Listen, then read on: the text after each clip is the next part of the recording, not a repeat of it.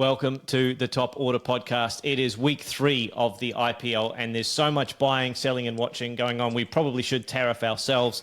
Only 3 of us on the podcast tonight. We've already been tariffed, at least one member down with injury. So we'll cover all of that and also probably things that happened in the world of cricket in this 18th edition of the Tata IPL. All that and more coming up after this button press. Did it yourself today, the button press? I'm all over this introduction caper. I did a great cold open. And I think we have to address the elephant that's not in the room. 2 members of the podcast down tonight, one of them with injury, another one attending the podcast is also injured. And you want to talk about injuries that happened on the field. But just let's go through the emergency room for this Top Order podcast. So Binksy was hitting the goose box today on the cricket field and is awaiting scans. Stu, you were shivved today in the yard and have suffered an eye injury. Jamie Barker and I are suffering from what Jimmy Butler 3 years ago would have called general soreness, having overexerted ourselves and forgotten how old we are. The only uninjured person here is Raj, and he's away with work. So before we get on to the injuries on the field, we should address that we're a fairly beaten up crew here on the Top Order podcast, but such is our dedication that we continue to keep on time and keep on schedule. And rule 1, be on time. Yeah.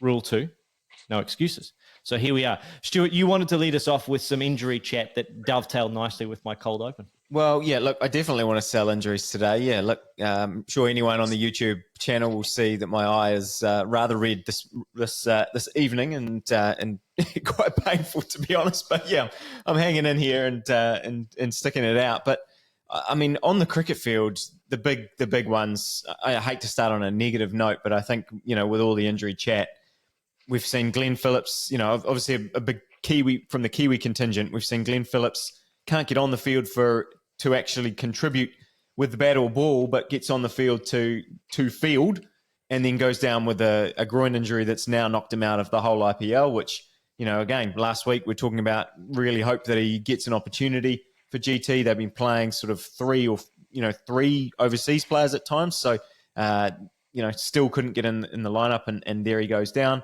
And then the one last night, Lockie Ferguson, is the one. I almost feel worse, to be honest, about him because, again, last couple of weeks we've been talking about how he's come back and how he's got into a rhythm. That knuckleball was just going great. It looked like something that was going to be really, really valuable for Punjab this year.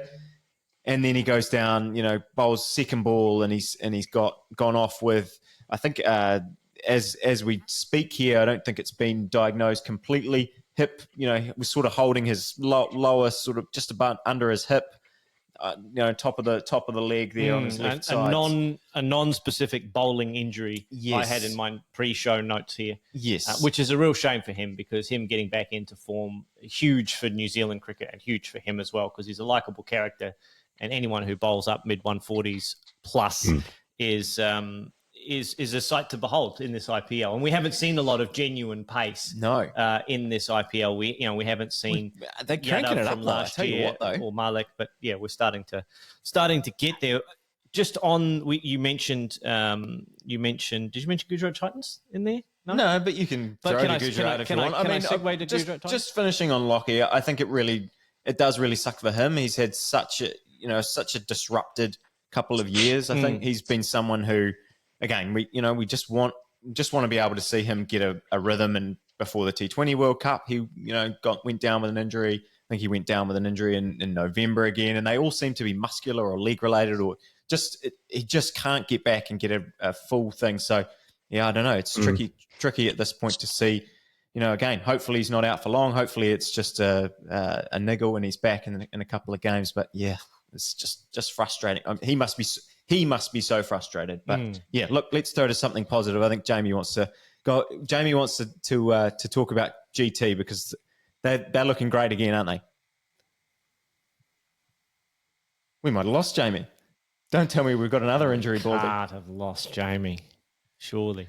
While we're waiting for Jamie to come back, because I wanted to pick up on Gujarat as well, but more in the model of there have been 4 or 5 batters in this IPL that are performing consistently at the top of the order, and I just wanted to highlight their strike rate, not in terms of runs per 100 balls or whatever, but I just wanted to have a look at how many times they've gone in and come off for their team. And I know we're going to talk about this later on in terms of the teams that we're selling, but I just wanted to highlight a couple of players. So Sai Sudharsan has gone and had 5 or 6 bets in this IPL. His last 5 bets, he's gone past 49, 4 out of 5 times. He's only had 1 failure, got 5. Same with Nicky Pooran, 70, 44, 12, 87 not, and 61. So 4 out of 5. Even Shreyas Iyer's 3 out of 5, 97 not, 52 not, 10, 9, and 82. And then obviously I have to highlight an Australian, Mitchell Marsh. As soon as he gets past naught, goes on and makes a big score, 72, 52, naught, 60 and 81. So those guys are 4 out of 5 or 3 out of 5 in terms of coming off for their team. And that's why the teams that we talked about, LSG, GT, Delhi Capitals, Punjab. That's what I was going to say. Look at where those teams are on the table. They are all on the table because they've got a guy at the top of the order who's coming off consistently for them. You have a look at the guys at the bottom of the table. Their top 2, top 3 are not coming off with anywhere near the consistency that you need in such a close competition at the moment to separate yourself from the rest of the pack. Jamie, you wanted to talk about Gujarat Titans. We lost you there for a moment, but I'm glad to see you back. Yeah, no idea what happened there. Yeah, apologies for that. Yeah, GT. We gave them a good big up. I think kind of early on in the preview and early stages of the IPL coverage. And yeah, I'm just really pleased. I suppose I gave Sai Sudharsan a bit of a put him on a bit of a platform, I suppose, for the tournament, and it seems like that is kind of showing form. He's really delivering, I think, and that consistency is not always easy to come by, I think, in T20, but he seems to be displaying that, and with dare I say, a relatively conservative approach to playing. Yeah, he's got the ability to go 360, but it's not kind of like super aggressive. It's kind of a more of a calculated approach to batting, and I think it shows that there isn't a one size fits all for kind of how the batters go about this. If you take Mitch Marsh, he's able to combine the aggressive with the normal stroke play as well. But GT seem to have got the mixture right. Whatever their kind of their approach is. And I think we've got a pretty good idea about what that is. It seems to be really paying off at this moment in time. I suppose that the cynic in me goes, if Sudharsan hits a bit of a patchy form in the next 3 or 4 matches, what does that look like? Are people able to step up and contribute? Bowling wise, they seem to be sharing the load around. But again, I suppose there is more. They've got more flexibility there because they have got options. They're not putting all their eggs into one basket from a bowling department, but they're looking good.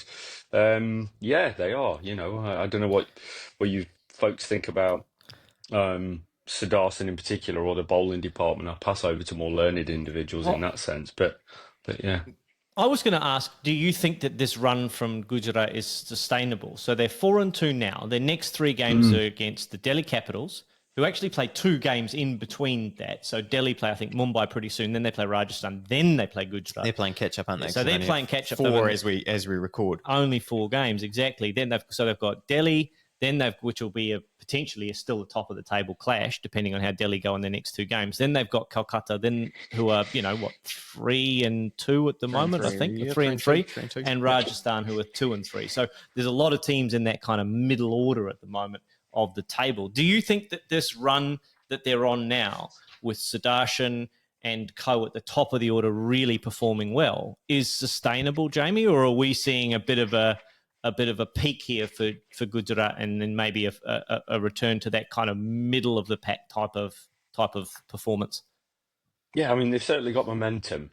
And, we know momentum in sport is sometimes hard to find, but once you've got it, it can be really infectious. So, if you are winning games and you've got people that are performing consistently, unless injuries, unless they change their approach, you'd like to think that momentum is carrying on. If you look at sort of their body language around the field, they look like they're having fun.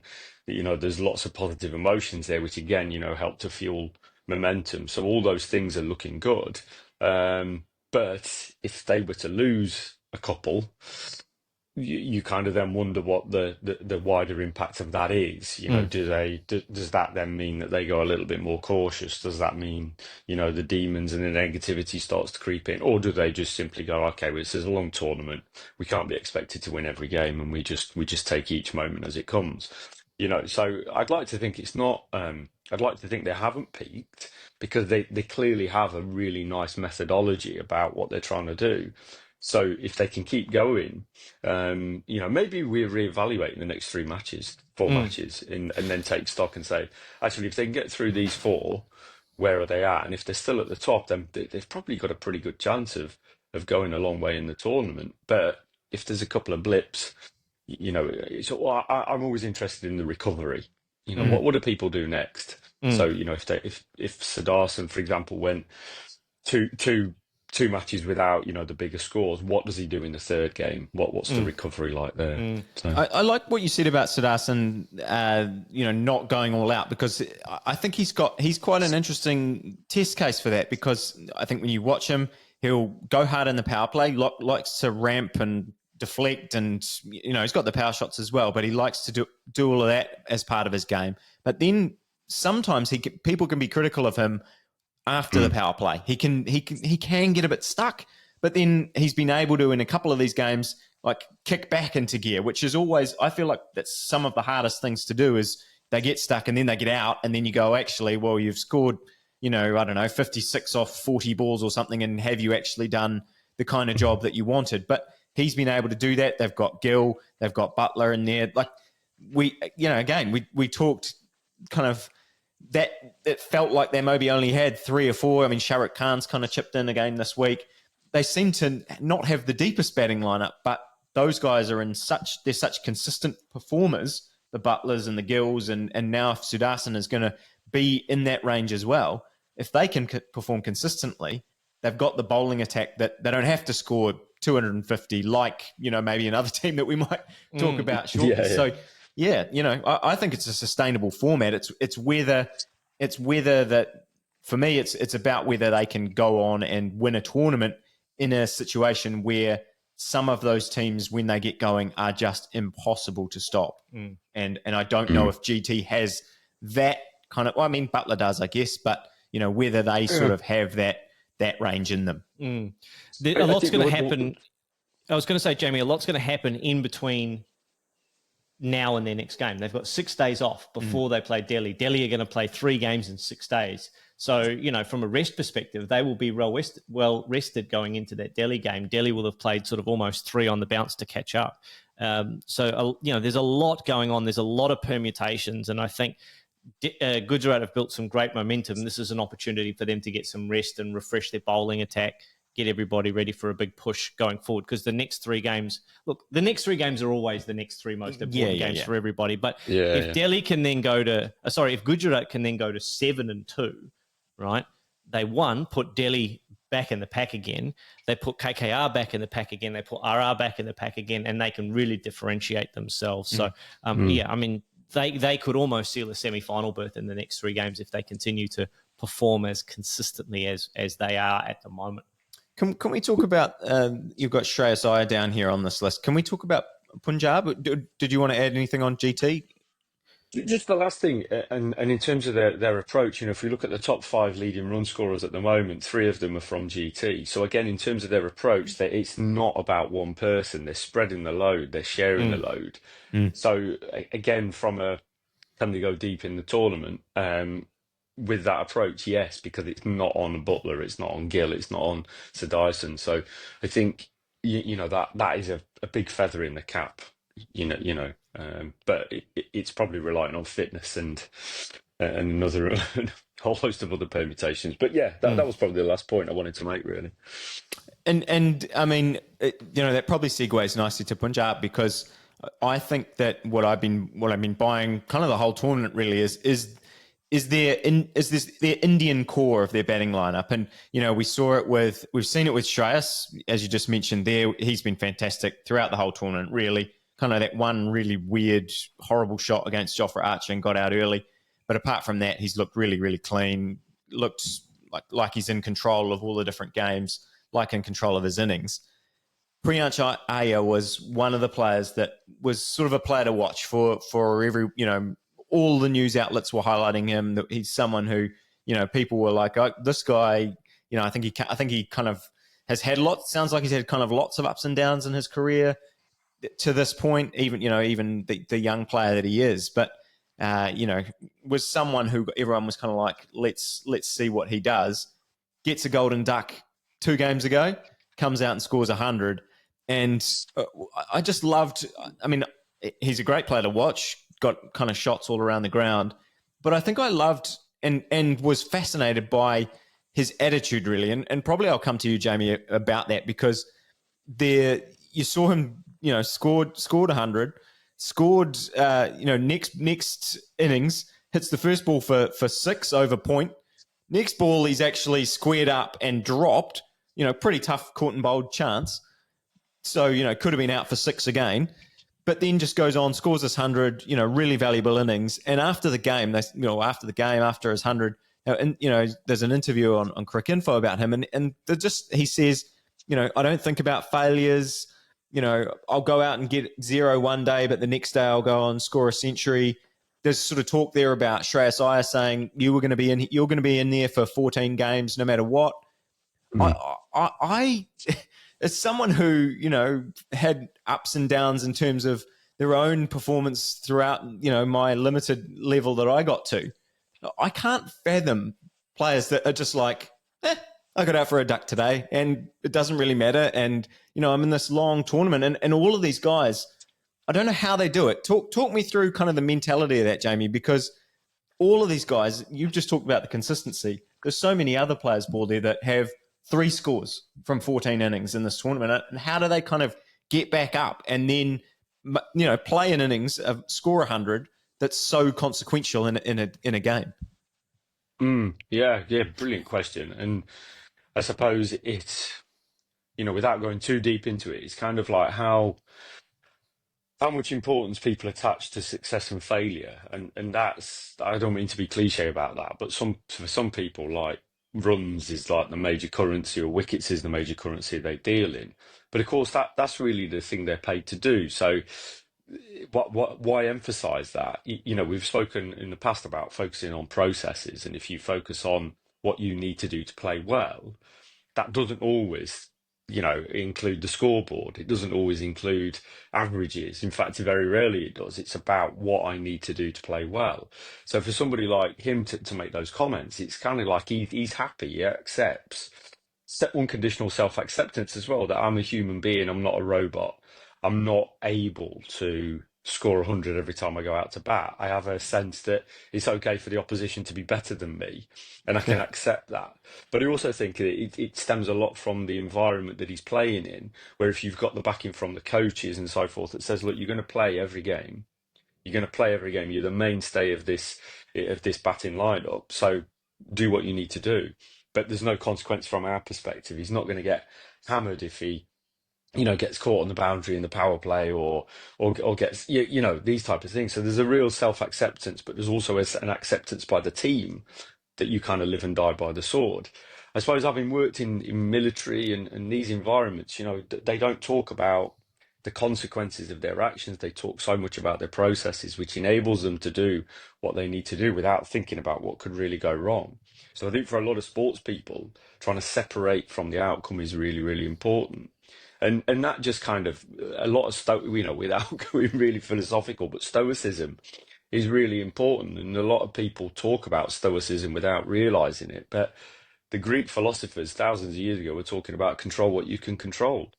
And the only thing you can control is yourself. You can't control what the pitch does, what the person the other end bowls at you. You can only control your response. And I think, again, the people who deal really, really well are the ones who don't really, it might sound like they don't care. They do care, but they kind of just are able to compartmentalize it and focus on what they need to do. But without psycho babbling and carrying on, I'll cut it off there. But I don't know if that helps to answer the question. But, It leads me beautifully on to the thing that I'm watching this week, which is the Sunrisers Hyderabad. And you talked about 2 things there. One is that sometimes you're a rooster and sometimes you're a feather duster. And 2, the thing that you really watch is for recovery, right? And I had a look at some of the innings for Abhishek Sharma in particular, but also Travis Head so far in this tournament.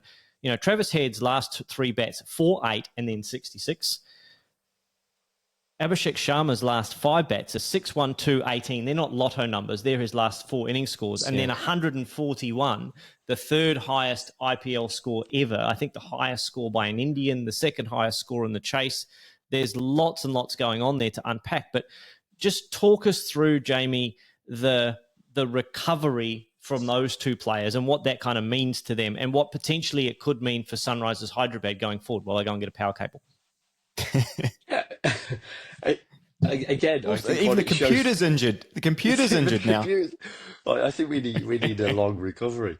I think what it shows for any player really is that they don't dwell and they don't make fundamental changes to what they're doing. So they kind of accept that the reason they've got those low scores isn't necessarily because technically they're not great or they've made it's just because somebody's bowled a really good ball or took a brilliant catch. So I think there could be the tendency for a lot of players to make changes. I've got 3, 4 low scores. Technically, I need to do something different. I think what it demonstrates is that the people trust their processes. And certainly during a tournament isn't the time to go changing things technically. You go with what you've got. Without being cliche, it's the idea that kind of, I will be cliche, but, form is temporary, class is permanent. So these people are excellent performers. So therefore, they just need to kind of do what they do and reminding themselves of those things, because then ultimately, their performances and their class will shine through because they are excellent performers. If we use the analogy of golf, golf a highly technical sport, but kind of one of the big things that you don't want players to do is like on day 3, on the golf range, think, I'm hitting it a bit left today. Why am I doing that? Okay, and then get really, really technical, and then play the 4th round thinking of the new technique or the amendment they're going to make. If you're probably hitting it left on the final day of the Masters, you're probably going to have to play the whole round hitting it slightly left, because that's just what you've woke up feeling that on that particular day. And in a similar vein, in an IPL tournament, if you're kind of going with a particular technique or whatever, you probably stick with it. You maybe make minor adjustments in the rest period, but not on the morning of a match, because that can be really unraveling and really difficult. So I think with, the 2 players that we're talking about, it's kind of like just trusting their processes.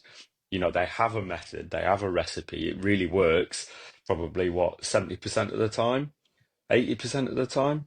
Okay, that's 80% of the time would be leading the league at the moment. I mean, if you're coming off and getting past 80% of the time, we're in a situation where Sunrisers were last year, where they were almost unbeatable. They were doing it, and last year they were doing it. I don't know, 50% of the time. I would say one of them was at least coming off.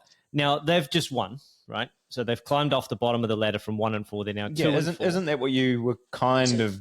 You say watch, but really you were saying Sunrisers are back, baby. No, you're saying that. I just want to have a look at the upcoming games for those bottom 3 teams, right? So this is on my watch list, because one of these, going to get a chance. You will in a sec, but if you just let me make my point, Stu, and then I'll let you make your point, and then everyone will be happy. It's called yes and right. So Sunrisers play Mumbai twice and then CSK in their next 3 games, right? Mumbai play Delhi, who are at the top of the table at the moment. Then they play Sunrisers. Then they play CSK. CSK's next 3 games, who are 1 and 5. LSG, who are doing pretty well at the moment, it's sitting 3rd at the moment. Yeah, Mumbai and then Sunrisers. So between the 3 of those teams, they are effectively going to sort out over the next 3 games who's out of the tournament, because if they keep taking wins and losses off of each other, or even if one of those teams separates themselves, what it's going to result in is at least 1, if not 2 of those teams are going to be in a position after somewhere between 7 and 8 games that they are effectively out of the tournament at this point. So that's what I'm watching with fascination this week, all of those bottom teams sorting out who's going to basically be eliminated from the finals early doors. And it looks to me like Sunrisers, if not being back, they are certainly building momentum in the right direction, Stu. We're on the charge, Baldy. We're on the charge. We're on the 245, conceded 245. Mohammad Shami's gone for 75. Stoinis has hit him for 4 consecutive sixes to finish the innings. And I'm going, oh, no, what is happening to the Sunrisers season?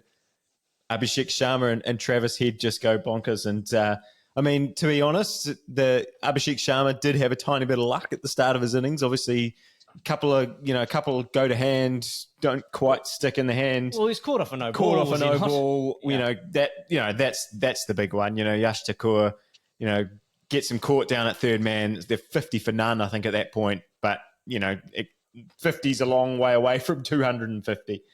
But you just see how damaging those two are, right? We talked about it non-stop last season. We talk about it, even we talked about it in the first game this season, and then we haven't been able to talk about it very much since then. But yeah, I mean, they're just great to watch when they're going, and it feels like, I mean, to be honest, that whole game was, you watch that game and it's basically like, oh, well, I'm just watching the highlights here because every single ball is flying all over the place, and it hasn't until sort of the back end of this week. We'd had a bit of a lull. We talked a bit about, that's going to be the 300. After that first week, we thought we're going to 300 here. We're getting up in scores, and then as soon as Binksy sold all this fast bowler stock, they came back, and suddenly all the fast bowlers were restricting. We didn't see that many 200 scores, but this week the back end of this week, it's been starting to get back. We've seen sort of 220-ish scores, and now we saw 245. Just 245 run down with 9 balls to spare and doing it quite comfortably in the end. So, yeah, look, I hope it's the Sunrisers back. You look at that and you think that they should be based on the teams that they're about to play. I mean, I don't know if this is the time to segue to CSK and go to another negative, because they're not looking good at all. And if I'm looking at the Sunrisers and thinking, I mean, we might, if we're talking about intent with the Sunrisers and how good the Sunrisers' intent is, CSK is the complete opposite of that. Before we move on to CSK, I know it's very difficult for you to operate with both eyes open at all at the moment, but taking your Sunrisers hat off and sort of opening both eyes and have a looking at it with a dispassionate analyst's view, is this last game for the Sunrisers sustainable, or is there some other systemic challenge that they're facing that means that they're 2-4? Well, it's not sustainable to concede 245 runs in every innings. I don't think that's the way to kind of go about winning your games. And I think they have conceded 240 in both of the games that they've won, or at least well over 200 in that first game that they scored 270 or whatever it was as well. And look, that is a massive concern. I mean, obviously, if their top three has to find the consistency that those guys have got. The guys that you listed before, the Purans, the Sai Sudarsans, and all those kind of guys. I am worried about that bowling attack, though. It doesn't. On paper it looks all right, but Cummins isn't really doing the business, I don't think.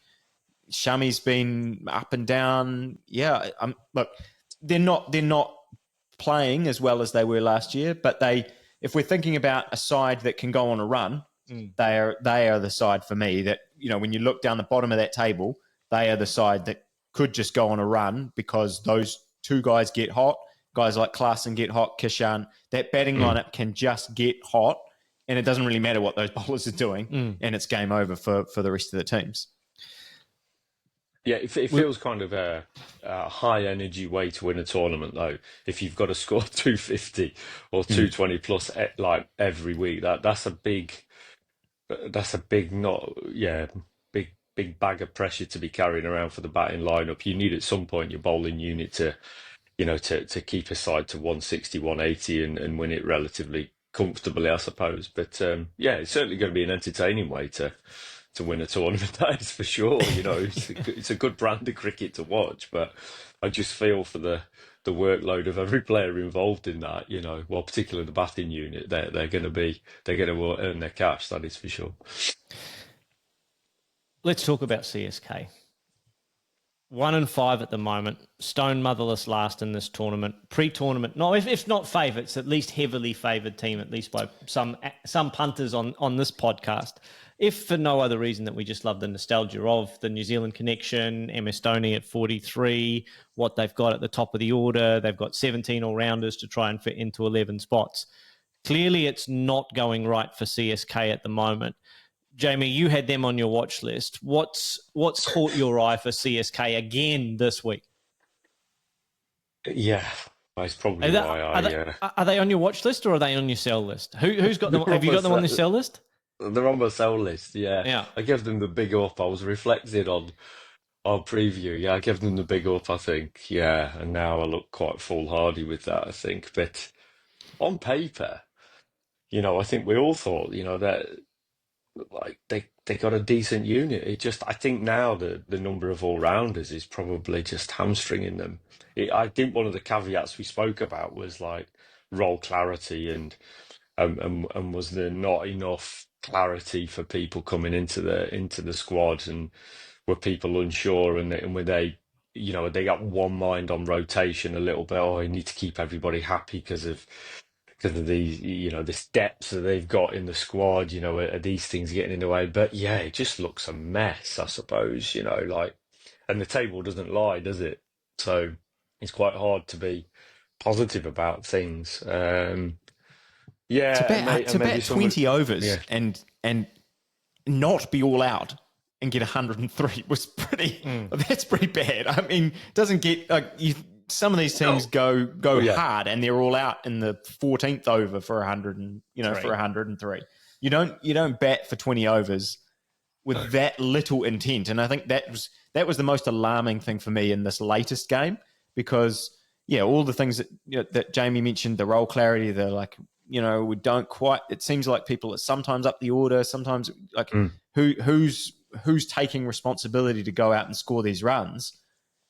This time it was like, I don't know. It just felt like a real limp effort, which is not what we associate with CSK, because it feels like they're always been a franchise that just a smart franchise and that does all the basics right and does all of those kind of things. And I don't know, they just look a mess right now. Jamie summed it up perfectly. I completely agree, Jamie. You nailed it, mate. I want to just jump in over the top of you there. I don't mean to interrupt, but I just want to highlight a point that you made that is absolutely bang on. So you talk about role clarity. They have used 5 guys in the first 5 games, batting at 3 or at 4, in addition to Conway, who's batted, 3 games at the top of the order. Ratchin's batted 5. They've tried so many different people. I think they tried Sam Curran in the top 5. They've tried so many different people, but you have a look at their output, and it's just not there. Gaikwad's got about 120, 130 runs in his 5 bats. Rahul Tripathi's got like 70 or 80 runs in his 5 bats. Shivam Dubé's got like 100 and man mass, about 150, 160 runs, somewhere around there, might be slightly more. Vijay Shankar's got like a 70 in 1 bat, but 100 overall in 4 bats. And Deepak Huda's got like 7 runs in 3 bats. So they're all over the place. And I started this pod with my prep to be putting Ratchin and Conway on blast on behalf of all New Zealanders and try and instigate a little bit of top order podcast effect to see if I could put them on blast and then get their performances going. But as much as, Conway's got, a 70 in his 3 bats. Retired out in that innings. Although, I thought he looked nice. And Ratchin's got sort of 2 scores out of his 5 bats at the moment. But none of them are clicking is kind of my point, right? None of them have got more than 2 scores at all. And between them, Ratchin and Devon are sort of 37% hit rate of going past 30, whereas those other 5 guys, they've had 22 bats between them and only gone past 35 4 times for a hit rate of only 18%. That's not enough from your engine room to be coming off only 18% of the time, is it, Jamie? No, and again, like what you're saying there in terms of them moving all around, it just shows that they are searching for a method, whereas the other teams we spoke about, GT, etc., have got a plan and they're sticking to that, and they're clearly defined roles, whereas this just seems lots of riches, not quite sure how to do it. Like Ratchin started the tournament well, and again, it's just like it feels like it's not a happy camp. In footballing terms, this is the type of performance, or the last game was the type of performance that would get a manager sacked. It's kind of like you just see this complete withdrawal of effort. And I'm not suggesting they're doing that, but that's what it looks like. It's like, we don't like we're not happy. It's not a happy camp. I'm not saying it's the coaches, but you just see this like apathy a little bit, and it doesn't really feel like, you used the phrase, Stu, intent. Like, where is the intent? Like, these are good players, they're excellent players, but it speaks to something that's maybe a little bit higher in terms of the environment, that maybe it is disgruntled, maybe there is, a lack of clarity, a lack of clear direction. Maybe the philosophy is go out there, you do what you need to do. Like, well, okay, that's cool, but maybe we need a little bit of direction. Maybe we need a little bit of planning. And it goes against some of how they've been in the past. Like you say, CSK have always done the basics well. It's always seemed like they've had a method and a plan and an approach, whereas now it just feels like that so many multifaceted players has actually confused it. It feels like there's too many options. Sorry, Stu. No, I was just going to say, I mean, I'm glad that you didn't throw Stephen Fleming under the bus, because he's a much loved person, I think, in this household, Baldy, as well, in terms of and in New Zealand. But look, I do think that they might need to think about a change. I certainly don't like the kind of Huda, Tripathi, Shankar sort of situation they've got there. Those are all guys that I think have had their time. It seems like I don't quite know why. I don't get to see them in first-class cricket or in domestic cricket over in India, so I don't know how they've been going over there. But it just doesn't seem like they can. They're just not delivering. Is basically, and they're not. And then they're sort of they're playing those innings, kind of the 18s off 15 balls and stuff that actually they hurt you even more than getting out first ball was. Maybe that's not quite the same, but. Like they're actually impacting your strike rate. They're doing all of those kind of things. And as much as we've talked about how that top three is important and all that, you've got to get your top three going, and all these teams that are doing well have got, top openers that are going well, and someone comes in getting your best players up that top of the order. I'd like to see Rachin come down to 4. I really would. I think Gaikwad and Conway would be a better opening partnership. Put Rachin at 4, and it actually would.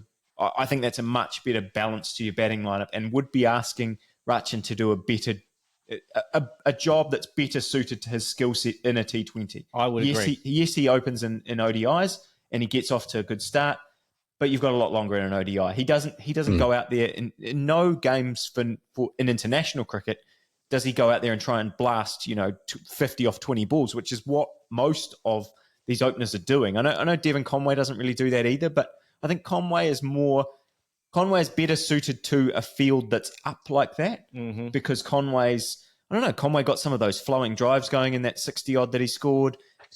As soon as he gets it past the field, it's 4.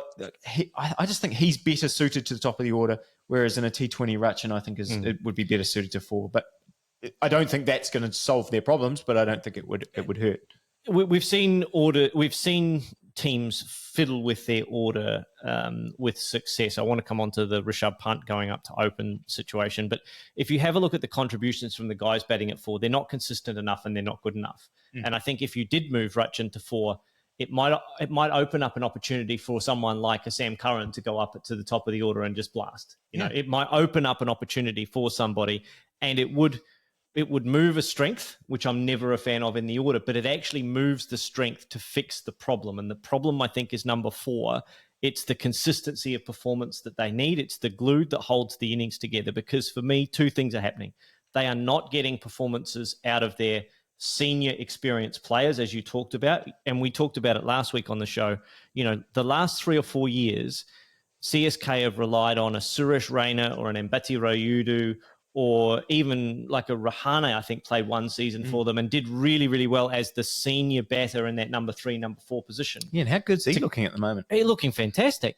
But my point is that they're not getting that from Tripathi, who I think was the guy who was earmarked to play that role for them this year, not getting that consistency, and he's not got past 30 yet in the IPL. So they need that consistency at the number 4 spot.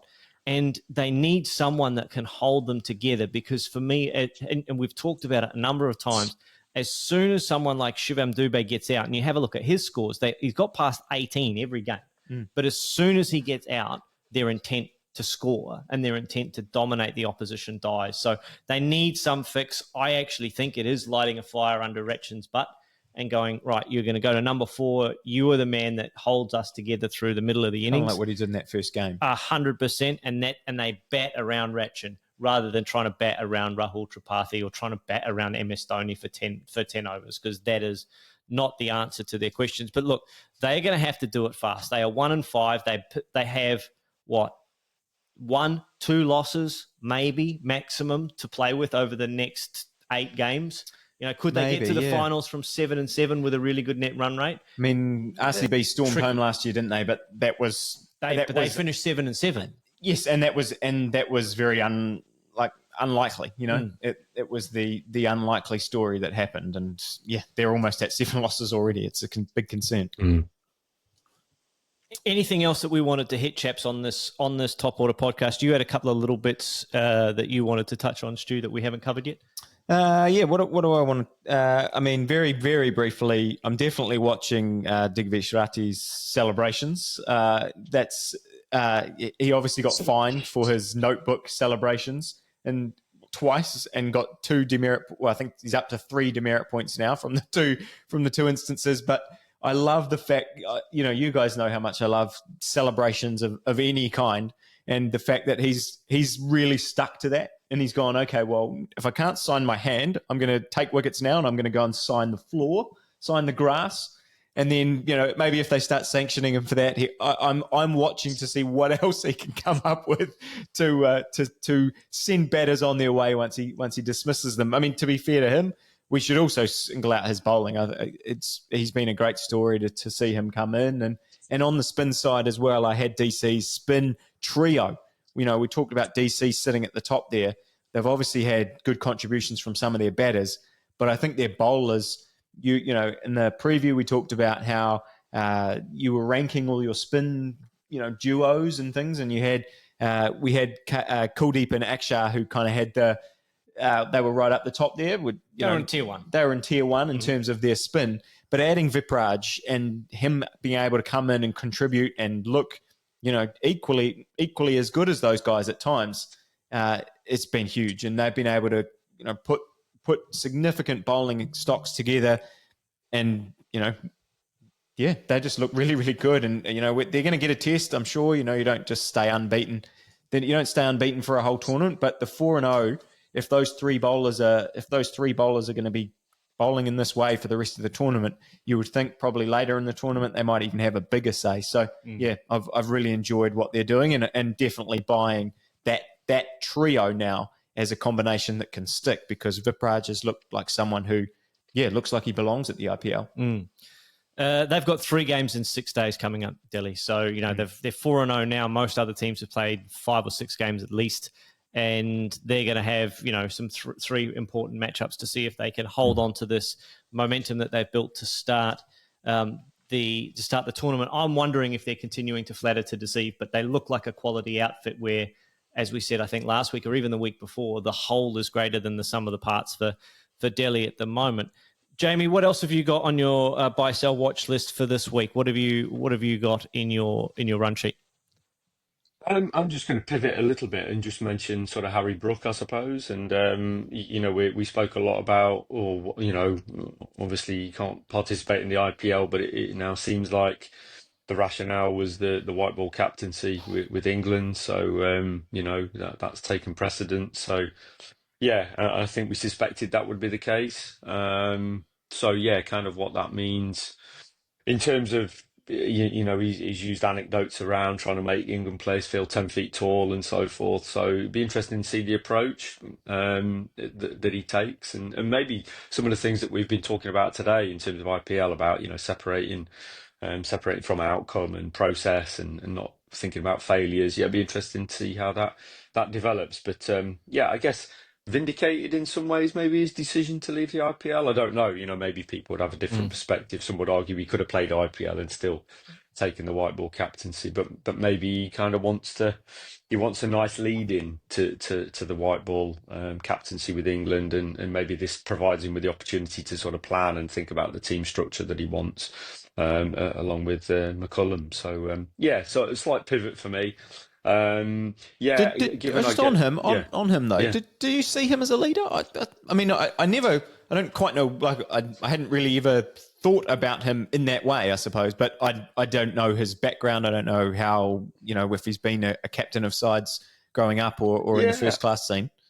Yeah, it was a bit of a surprise, I think, for me. I like you, I didn't see him as maybe the sort of the overt leader that what we might typically, he's not certainly, I don't think in the Ben Stokes kind of, very sort of yeah, kind of demonstrable in his kind of persona, but maybe he's more of that quiet sort of assassin, maybe that within the changing room, and maybe his method is to empower people to do it. But my concern is that if you give your best player the captaincy, we know statistically that it will have an impact, and I've always slightly been cautious of that in cricket. That is it always your best player that should be the captain? I don't know.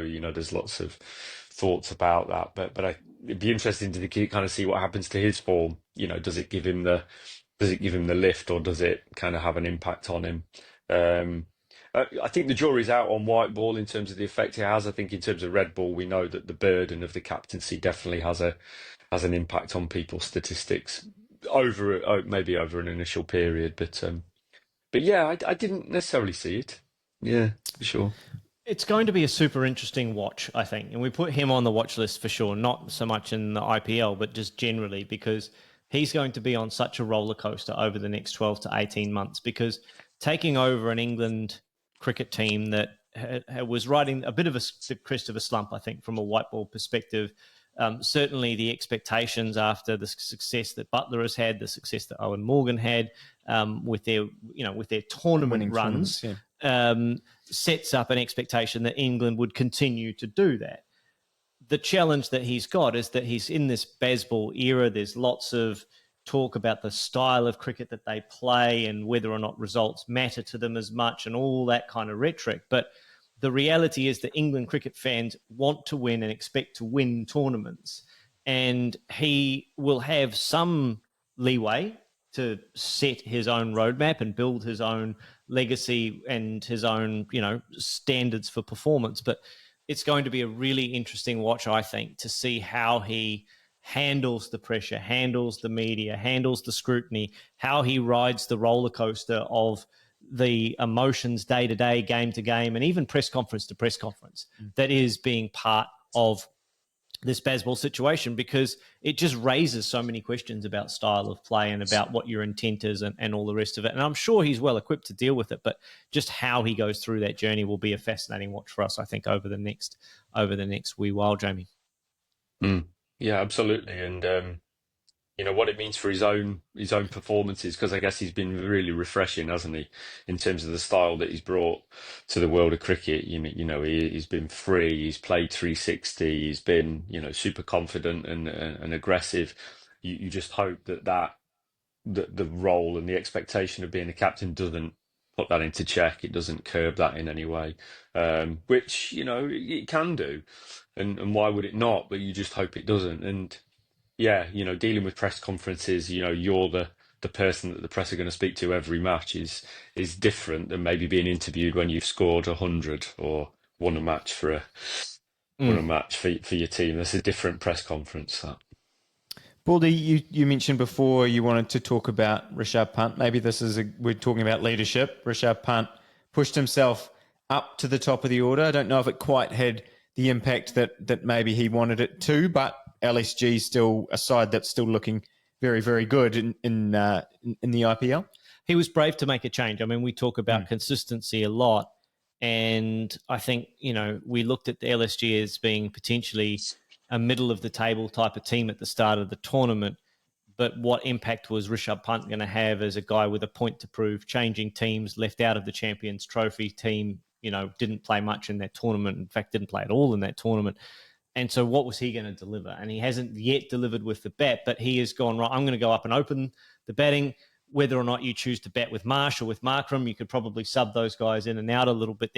They're much of a muchness or a bit of a like for like. But I just like the fact that he took the ownership on himself to go, right, I'm the captain of the team. Even though I'm captaining and wicket keeping and batting in an important position, I'm just going to go and do it. So I was really impressed with that. Just basically laying a marker down. And his team are playing well at the moment. They're 4-2.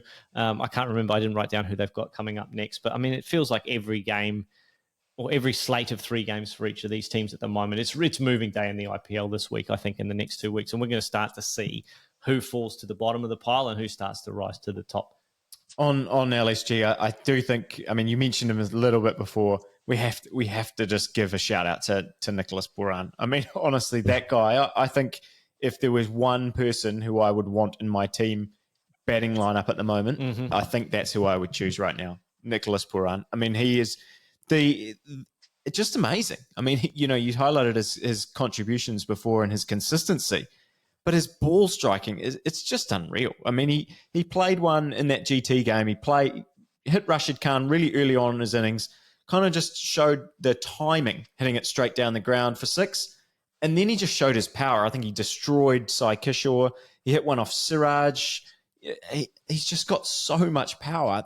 Was it him? Someone hit one up. Oh no, it was Sharma who hit that whip shot, off his legs for 106 meters. But every ball that Pooran hits, it makes that sound that, Binksy loves, where it sounds like, a gunshot going off when it comes off his bat. He is in incredible form. And again, we talked about in the preview about how their bowling lineup was going to be super important for them because it was just hit by injury after injury. They were built to have Pooran and Marsh and Markram and all of their batting stocks with Pant and all their batting was built around their overseas. And their bowling was built around their Indian players. Some of those Indian players now are coming back with Akash Deep and Avish Khan.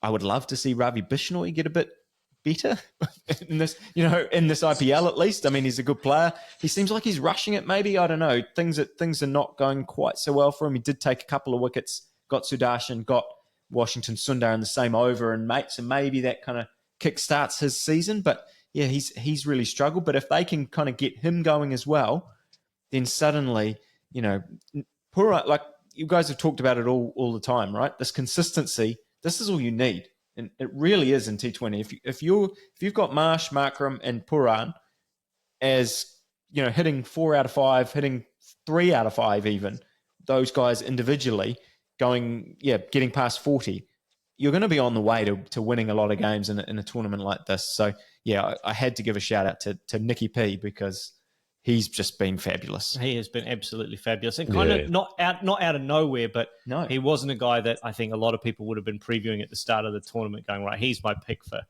top run scorer. I don't think this consistency. I think we've always seen it from him. He's always talent's there. He's always there. He's he hits a lot of sixes.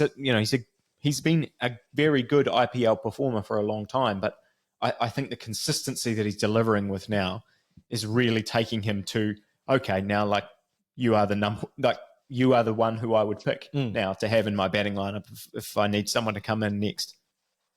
Any final thoughts, Jamie, before we wrap up the pod? No, all good.